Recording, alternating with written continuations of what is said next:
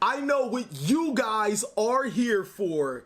It is a story that coincides with the title, but don't worry. For the people that just want to get straight into the video, then here's the time. But I'm telling you, you're probably missing one of the best parts of the video. So it's 2 years ago, 2017, in a dark, chilly night, October to be exact, inside of Las Vegas, Nevada. And yes, Las Vegas actually does get cold, but it's not a wet cold. It's a dry cold, but I digress. We're playing football and we're down by 3. It's 2 minutes left in the half. I'm playing receiver this time around and I haven't necessarily had a banner day. To be honest, I've dropped some critical passes. Now, this was the very first time I've actually put my foot forward and said, hey, I want to play receiver this season. And the team definitely had some doubts. While I did have the speed, the size, we're not going to say hands, but that's the reason why we're in this position now. The team didn't necessarily believe in me, and this particular game wasn't living up to the bill that I should have been saying, that I should have been doing. We get into the huddle. Justin looks at me. He says, the ball is coming to you. He calls the play. And before we break the huddle, everybody's looking at Justin with doubt. They're like, why would you throw it to him when we can just throw it to the guys that we've been successful with? Justin says, I believe in my guy. And plus, on top of that, I really don't have the arm strength to throw it deep right now. I kind of hurt my shoulder on the last play. But I believe in my guy. That gave me enough confidence to line up to the cornerback who has been talking trash the entire game. I got to give it to him. It was for good reason. He's been shutting me down. So Justin snaps the ball. I start off strong. Give him a little that. He turns his hips a little bit, thinking that I'm doing a go route. And then I give him that little thing. And next thing you know, he's over here. I'm over here. And if I even had this much separation, it was a lot bigger than this, then this is enough separation for me to get the ball and be gone. Justin sees that opening and he chucks it as hard as he can. Now, here's the moment of truth. Will I drop the ball and lose the game, or will I catch the ball and get a first down to move the chains? Not only do I catch the ball, 60 yards later, I'm in the end zone. I won us the game. Now, people probably are wondering, TheCaliEffect, what does that have to do with the video? It's to talk about underratedness, because some people may doubt you, whether you have not performed up to expectations or just because they don't know you. But I believe that if you try hard enough, you can succeed and be accomplished at whatever you try to be. Coincidentally, these strategies are just that. They may have not been as great in the past, but they're really good now and very underrated. I think you guys should give them a try before it is too late. I'm TheCaliEffect, and if you guys want to see more videos like this, they're going to destroy that subscribe button. But more importantly, go ahead and that notification bell, because, well, we just too strong. Also want to give a special thanks to every single one of my Patreons. Without you guys, videos like this would not be possible. I also want to give a mad shout out to our newest Patreon, Matt Dallenberg. Welcome to the clan. Please make sure you join Discord as well as hit me or Jest up so we can get you into the top dog section to take advantage of all of your rewards. Without further ado, I present to you 5 underrated decks for this January 2019 format. And if you guys must know, I'm a boss-ass receiver now.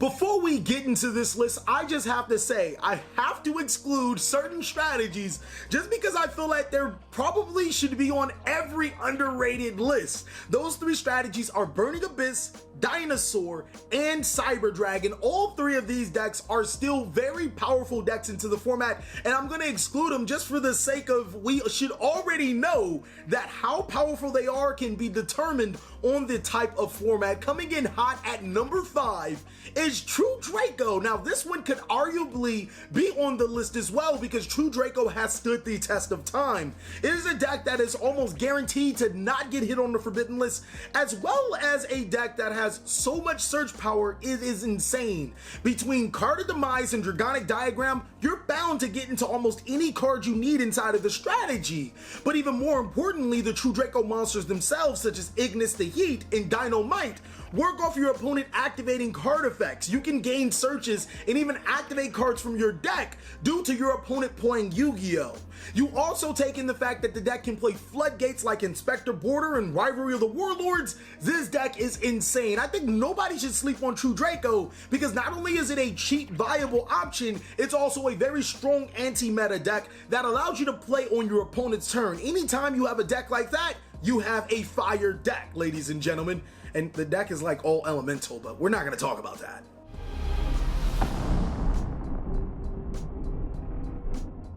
Number 4 on this list, I have to admit, ladies and gentlemen, I thought was a terrible strategy when it first came out. I looked down at it and I'm like, this is so bad. Like, it doesn't even make sense, and I have to eat crow on that because this strategy is so underrated. I think that people, just like myself, think that it's bad when in actuality it's really good. The zombie strategy is so insane with the new zombie horde structure deck. What's so best about it is that you have a recurring huge monster inside of Balduric that works off of Ash Blossom and Joyous Spring and Ghost Bell and Haunted Mansion. That is insane. You have Glow Up Bloom to have access to it, and then the deck plays so well with Zombie World, one of the most underrated cards in Yu-Gi-Oh! Not only does it turn all monsters on the field and graveyard zombie monsters, which could be a problem for those decks that rely on types, the deck also has ways to turn your monsters into zombie monsters, which gives you free access to Vampire Sucker. Now, Vampire Sucker is really good if you ask me. I've been scheming and plotting with this card because I love being able to draw cards and manipulate the graveyard. That's something that this card does both. The best thing about it is that you can make a Leviair the Sea Dragon, special summon a banished Mizuki back to your side of the field, make the Vampire Sucker, and then use Mizuki to special summon one of the monsters back. How can you not love the zombie strategy? Aside from that, there are some new Shiranui monsters coming in Savage Strike that will only make zombies even better. And on top of that, you cannot forget about Vendreds, the ritual-based deck that not only gives you some link options, but have access to Beatrice, which is really good for sending your pivotal cards to the graveyard. Do not sleep on zombies. I can't wait to be able to give you guys a type of deck profile for them because they are too strong.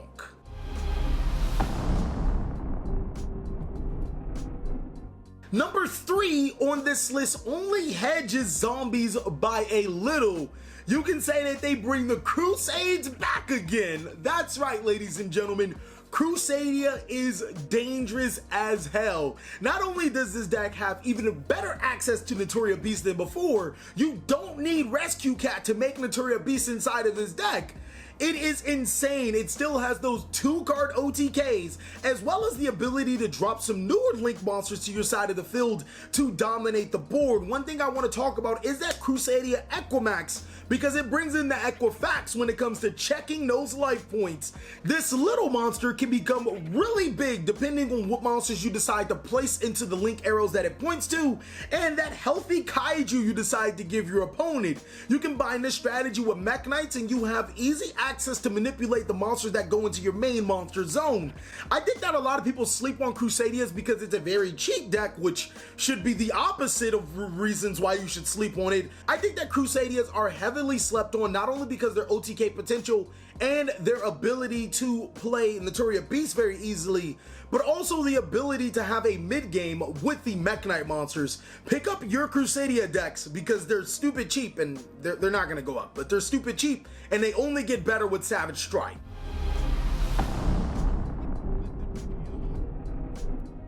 Number 2 on this list is actually the deck that I really wanted to do when it came to Pendulums.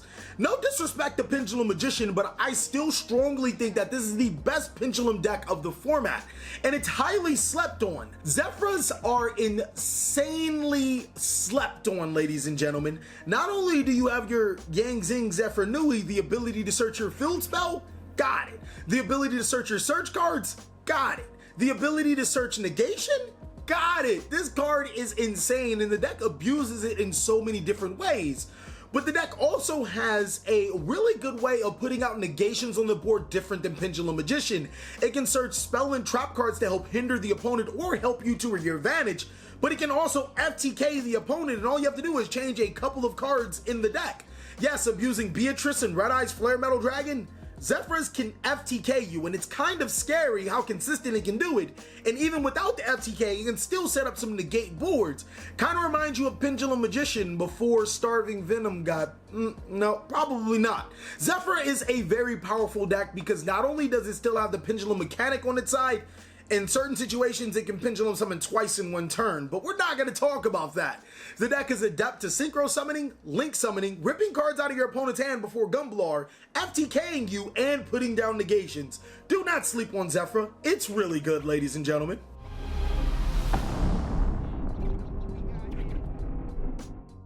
Now, before we get to number 1 on this list, I know there are a ton of strategies that I forgot, and I need you guys' help. So post down below in the comment section, what do you think are some underrated decks of this format? I'll try my best to comment on every single one of you guys, but I'm telling you right now, it's impossible. So if you guys want to comment on each other's comments, that will help too. But number 1 on this list is a deck that has survived for years and years and years, and I just don't understand why. It's really powerful because the back row that it presents itself are also monsters.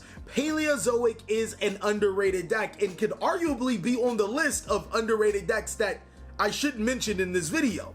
Why? Because not only has Paleozoic stood the test of time, it only gets better with the new Trap Trick card that was introduced in the Soul Fusion set. The ability to tutor through almost any trap card in your deck made Paleozoic a very hard deck to deal with, because not only can you make totally awesome boards, you can now get the trap card that you need to hinder your opponent at any given time, as well as trigger your Paleozoic monsters or traps in your graveyard to spell summon themselves to their side of the field.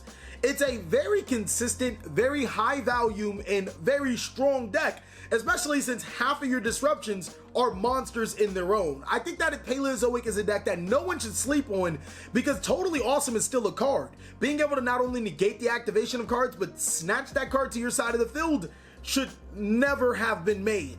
You put that with the fact that this deck can abuse frogs, probably better than frogs can abuse themselves, you could say that Paleozoic is probably one of the top decks that no one looks at. I think that it's a really good deck, and it's, besides its price, if you want to go max rarity, it's relatively in a decent spot right now. Thank you guys so much for watching another segment of the TheCaliEffect. I really hope you enjoyed this video. If you did, go ahead and give it a like, and if you didn't, let us know down below in the comment section what we could do to be better. Please like, comment, subscribe, but most of all, enjoy. I hope you guys are having a great day, like I am.